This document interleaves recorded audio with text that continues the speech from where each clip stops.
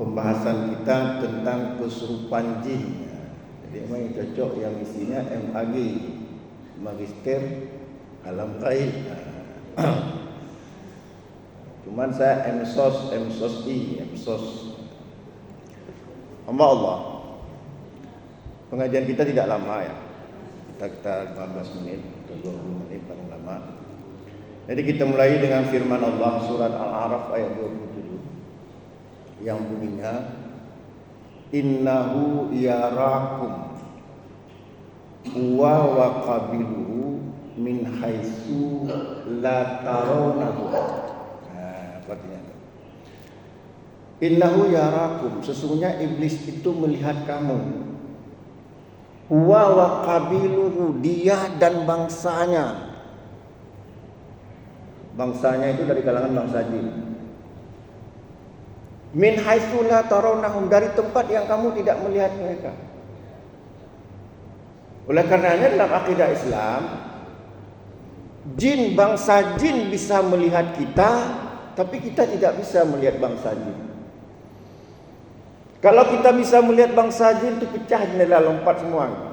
Ramai mungkin jinnya ikut pengajian. Cuma kita nggak tahu. Saya dulu pernah meruyah, habis meruyah jinnya itu agamanya entah apa. Saya suruh masuk Islam dia. Nanti saya bilang, kalau udah masuk Islam, silakan keluar, ikut pengajian-pengajian yang ada. Tapi jangan mengganggu. Walaupun kata Rasulullah, setan itu penipu, pembohong, terlepas mau dia bohong mau enggak. Tapi saya suruh ikut pengajiannya. Jangan-jangan ada nih, samping sampan.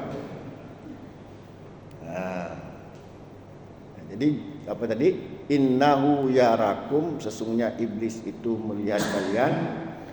Huwa wa qabiluhu, bukan hanya dia juga qabiluhu, bangsanya, kabilahnya.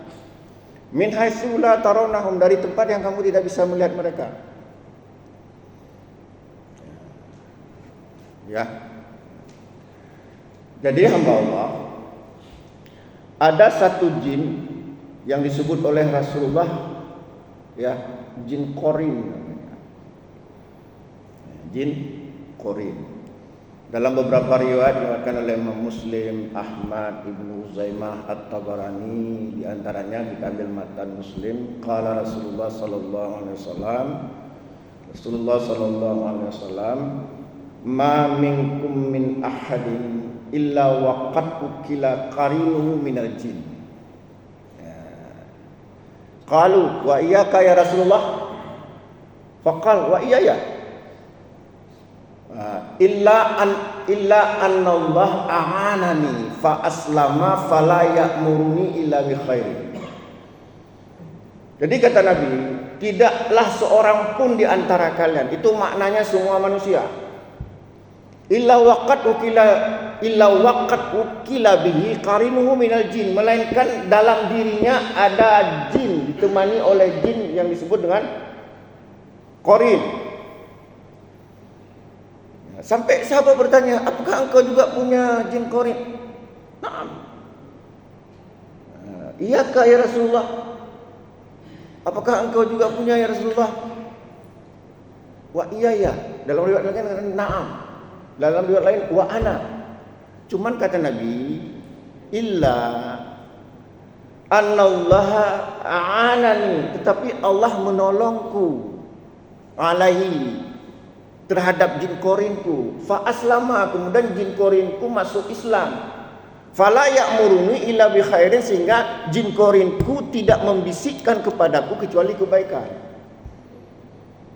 Ya, dalam riwayat lain dikatakan laisa minkum li ahadin illa waqad uqila bihi qarinuhu minasyaitan.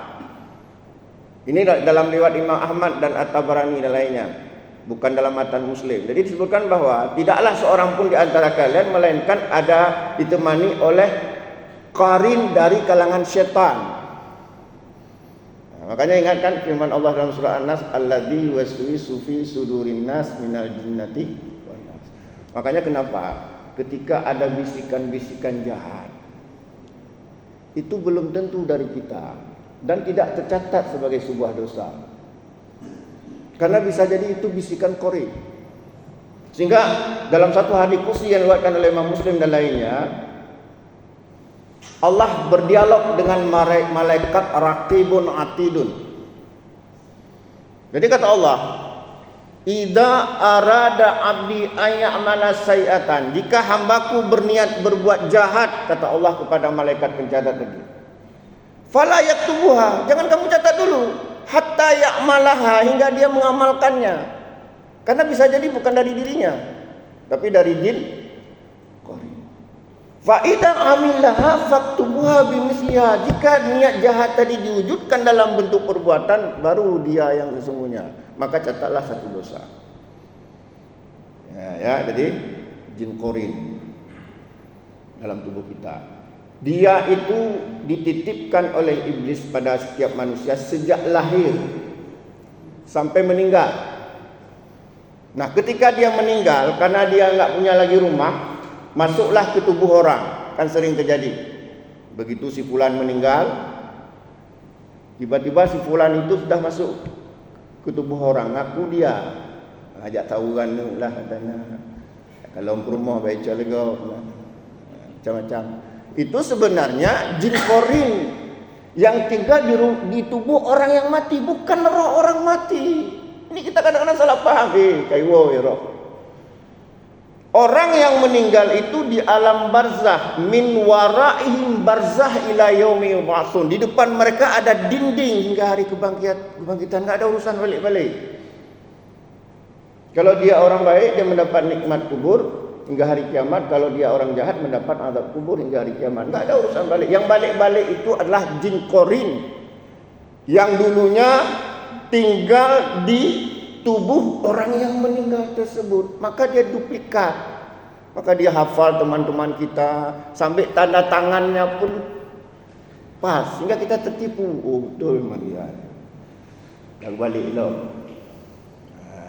Sehingga dalam keyakinan Hindu dijamulah. Makanya ada kenduri 7, 40. Kenapa? Kagua juga kenduri. Benar? Macam-macam. Kagua-nya tinggal kagua balik.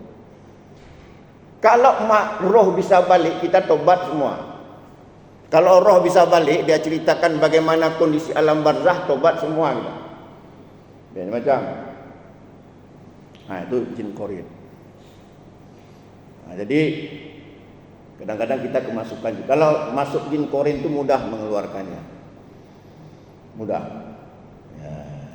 Yang berat itu jin kiriman. Nah, jin kiriman. Jadi kalau jin yang gentar, yang ngantuk karena enggak ada lagi tempat tinggal, masuk sana, masuk gampang meruyahnya. Kadang-kadang kita bentak aja keluar dia. Keluar. Keluar. Saya bentak keluar, langsung keluar dia. Kenapa? Karena dia memang enggak tahu tempat tinggal, dia masuk ke sana sebentar. Tapi yang berat adalah jin yang dikirim oleh dukun. Nah, yang disebut dengan guna-guna. Yang disebut dengan guna-guna. Santet.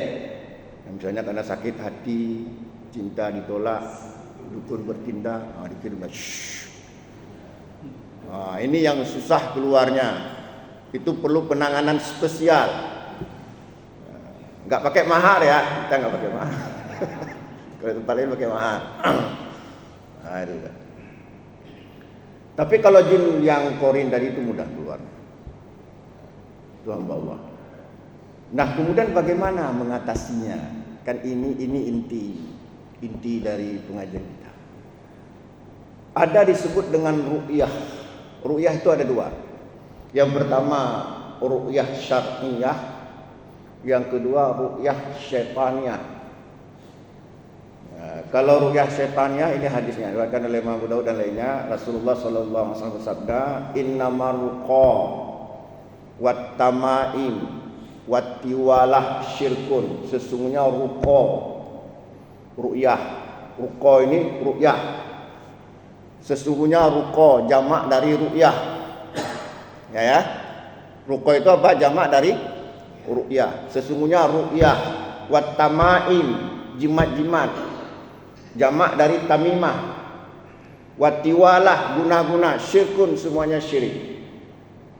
Ini ru'yah syar'iyah atau dengan bahasa lain mantra.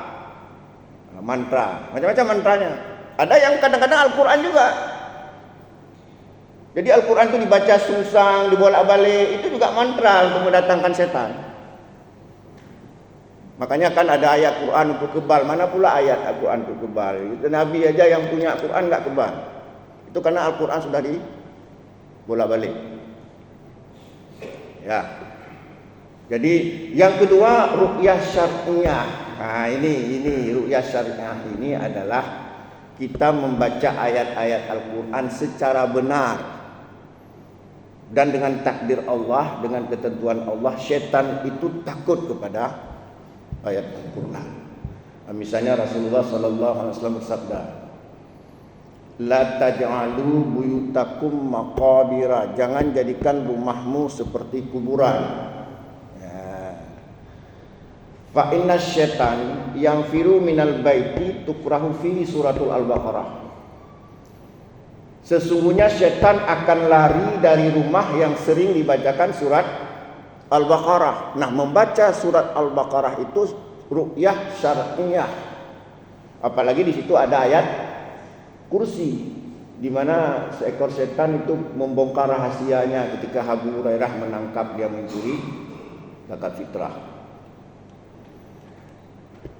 Jadi hadis diriwayatkan oleh Imam Muslim. Jadi Rasulullah sallallahu alaihi wasallam bersabda, "La taj'alu buyutakum maqabira." Jangan jadikan rumahmu seperti kuburan.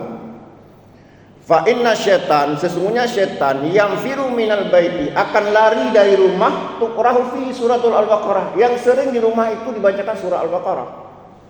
Dalam matan yang lain disebutkan, "La taj'alu buyutakum maqabira." Fa innal baita tuqrahu fihi suratul Al-Baqarah la yadkhuluhu syaitan. Tidak akan dimasuki oleh syaitan. Kalau hadis yang pertama tadi syaitannya di mana? Di rumah. Terus ketika dibaca surah Al-Baqarah pergi. Kalau hadis kedua syaitannya di luar. Tapi di rumah itu sering ngaji, tidak akan dimasuki syaitan. Makanya saya sering bilang, kalau beli rumah atau sewa rumah, beli rumah hantu. Sewa rumah hantu murah, kadang-kadang disuruh tinggal aja. Udah tuh baca surat Al-Baqarah. Setannya lari. Rumahnya murah. Ingat ya, kalau mau sewa rumah hantu. Nah, kemudian baca surah Al-Baqarah. Tuh, kadang-kadang disuruh tinggal aja. Ya. Nah, kemudian ada hadis lain, ya. Hadis ini diriwayatkan oleh Imam Bukhari, Imam Muslim dan lainnya. Kata Nabi, "Inna syaitan, sesungguhnya setan, yajri minal insan, jalan dia di dalam tubuh manusia, majradam, mengikuti aliran darah." Hadis ini sahih diriwayatkan oleh Imam Bukhari, Muslim dan lainnya. Maka kalau meru'yah, karu'yah syariah tadi, maka kita baca ayat kursi atau apalah, minimal qul huwallahu ahad, mantap kali qul huwallahu ahad tuh. Luar biasa. Takut juga setan. Itu ditekan pembuluh darah sambil kita baca. Paham ya? Jadi ketika meru'yah, kan setan tadi apa? Inna syaitan, sesungguhnya setan, yajri minal insan, jalan dia atau berlari dia dalam tubuh manusia, majradam, melalui darah. Maka ketika kita meru'yah, tekan pembuluh darahnya sambil baca. Coba tes kalau enggak menjerit-jerit. Nah, kalau mau jadi tekan. Tekan, kemudian baca ayat kursi misalnya. Coba praktek menjerit-jerit. Tapi jika ingin keluar ada rahasianya. Rahasianya adalah, ingatkah ketika iblis disuruh sujud kepada Adam? Itu kuat sekali filosofisnya. Bukan sujud penyembahan ya, sujud penghormatan. Apa maksudnya? Iblis saja yang dedengkotnya, bosnya bangsa jin itu harus hormat kepada Adam. Maka jin dalam tubuh itu harus hormat kepada kita. Jadi nggak boleh kita tolong keluar, nggak ada tolong-tolong. Nggak akan keluar dia kalau tolong. Tolonglah kasihan, nggak ada. Itu melemahkan mental kita, nggak akan keluar dia. Coba tes. Tapi posisikan kita lebih tinggi dari jin itu. Tapi tolong ini, kemudian Udah tuh jin tuh sengaja bilang, boleh saya keluar, tapi sediakan nanti ayam putih. Digiringnya kita ke syirik. Datang kita udah cari ayam putih, kita sudah syirik, kita sudah lemah, jinnya keluar, memang itu misinya. Keluar tanpa syarat, keluar tanpa syarat. Kalau nggak cekak dia, atau sembelih. Saya almarhum suka sembelih jin. Jin itu bisa mati. Yang ditangguhkan sampai hari kiamat cuma iblis. Itu permintaan pribadi iblis. Jadi kata iblis kepada Allah, karena engkau ya Allah telah menghukumi aku sesat, ya. Kemudian iblis mengatakan, ya, tangguhkanlah aku hingga hari kebangkitan. Tangguhkanlah aku hingga hari kebangkitan. Ya. Sementara jin itu bisa mati. Ya. Allah Al-Hayy la yamutu walakin jin wal ins walakin jinnu wal ins yamutu. Dalam hadis disebutkan, Allah itu maha hidup, tidak akan mati. Walakin jin wal ins wa insa. Sementara jin dan manusia yamutu, mati. Ya. Jadi yang tidak mati cuman iblis. Nah, jadi bagaimana tadi cara mulia? Kita akan pembuluh darah sambil kita baca ayat-ayat Quran. Nah, jadi kata yang tidak mati siapa tadi? Iblis. Andirni, kata iblis, tangguhkanlah aku ila yaumil ma'ud, hingga hari kebangkitan. Andirni apa artinya? Kalau andirna baru tangguhkanlah kami. Ini andirni, tangguhkanlah aku. Maka iblis itu enggak mati. Jadi bagaimana rupanya, ngeri kali lah. Kalau ada mati, iblis sampai sekarang enggak mati, bagaimana rupanya, ngeri kali. Andirni ila yaumil ma'ud. Ya. Jadi kita tekan pembuluh darahnya sambil kita goyah. Nah, dipraktek. Kemudian hamba Allah, ya, ada satu hadis begini, kata Rasulullah, ya, ida qara'atha, jika membaca ayat kursi ghudwatan pada pagi hari, ya, ujirat minna hatta tumsiya. Barang siapa yang membaca ayat kursi pagi hari, maka lindungi oleh Allah dari setan hingga petang. Wa man qara'at, ya, hina tamshi, barang siapa yang membaca sore, ya, ujirat minna ya hatta tusbiha, barang siapa yang membaca ayat kursi pada sore hari atau pada malam hari, maka setan tidak akan bisa dilindungi oleh Allah dari setan hingga subuh. Juga hadis tadi apa? Ketika setan kepergok menangkap mencuri itu, setan memberitahu, bacalah kepada Abu Hurairah, jika awaita ila firashika, jika kamu pergi ke tempat tidur, ya, faqra ayat al-kursi, maka bacalah ayat kursi. La yaqrabannaka asy-syaitan, maka syaitan tidak akan berani mendekat hatta tusbiha, hingga subuh. Jadi biasakanlah kita sering-sering membaca ayat kursi. Paling bagus itu sebelum tidur, ya, sebelum tidur. Jadi juga paling bagus idza ataita ila firashika falyatawadda biwudu'ika lis-shalah. Jika kalian hendak pergi ke tempat tidur, maka berwuduklah sebagaimana wuduk salat. Insyaallah. Ada pertanyaan? Ya, silakan. Assalamualaikum warahmatullahi wabarakatuh. Waalaikumsalam. Malaikat, kemudian jin, kemudian setan, kemudian iblis, itu adalah makhluk halus. Iya. Jadi barangkali Ustaz, jumlah malaikat itu ilmu yang saya dapat lebih banyak daripada manusia. Ya. Itu yang pertama. Nanti tolong Ustaz luruskan sebentar. Kemudian jumlah jin kira-kira berapa jumlah? Kemudian tugasnya apa? Kemudian syaitan juga begitu, Ustaz. Syaitan itu dari mana dia dan kemana dia? Iblis juga begitu. Ini mungkin ada golongan-golongan jin, syaitan, iblis. Malaikat yang pertama, malaikat itu makhluk yang memang istimewa. Demikian, Ustaz. Terima kasih. Ya. Kita akan keluar nanti jam 10 boleh. Nah, pertanyaannya ngeri nih. Ya. Itulah singkat-singkat aja saya. Yang pertama, makhluk Allah itu cuman pertama insan.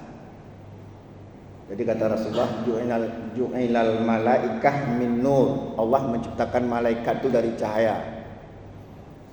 Ya.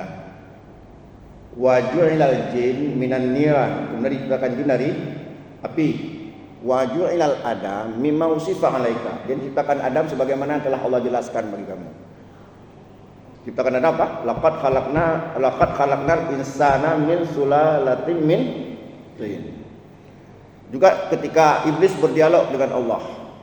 Ketika Allah menyuruh iblis sujud kepada Adam, dia menolak. Apa kata iblis?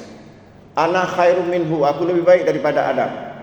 Khalaqtani min nari wa khalaqtahu min tin. Engkau ciptakan aku ya Allah dari api, engkau ciptakan Adam dari tanah. Jadi dalam anggapan klaim iblis, api itu lebih baik daripada tanah. Nah, pertama jin, bosnya adalah iblis. Yang kedua malaikat. Malaikat itu mempunyai tugas-tugas khusus 10, tapi jumlah malaikat itu tidak terhitung.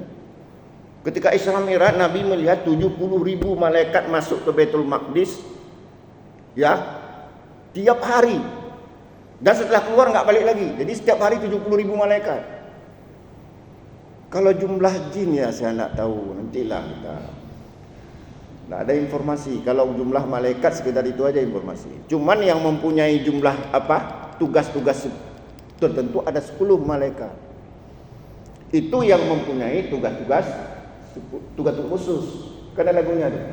Bila Israel datang memanggil, di antaranya Israel. Setan itu bukan makhluk.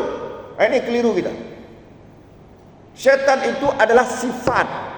Sebagaimana Allah sebutkan dalam surat Al-An'am ayat 112. Wa kadzalika ja'alna likulli nabiyyin aduwan syayatinal insi wal jin.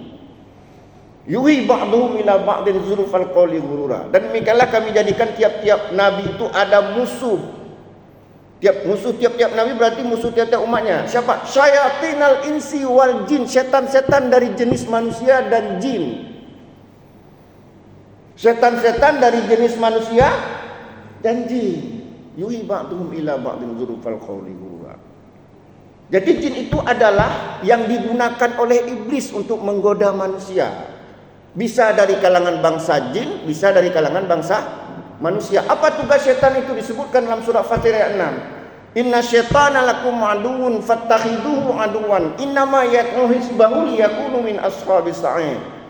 Sesungguhnya setan itu musuh yang nyata bagi kamu. Jadikanlah ia musuh, artinya jangan berteman. Karena sesungguhnya setan itu mengajak orang-orang yang bisa dipengaruhinya untuk masuk neraka yang menyala-nyala.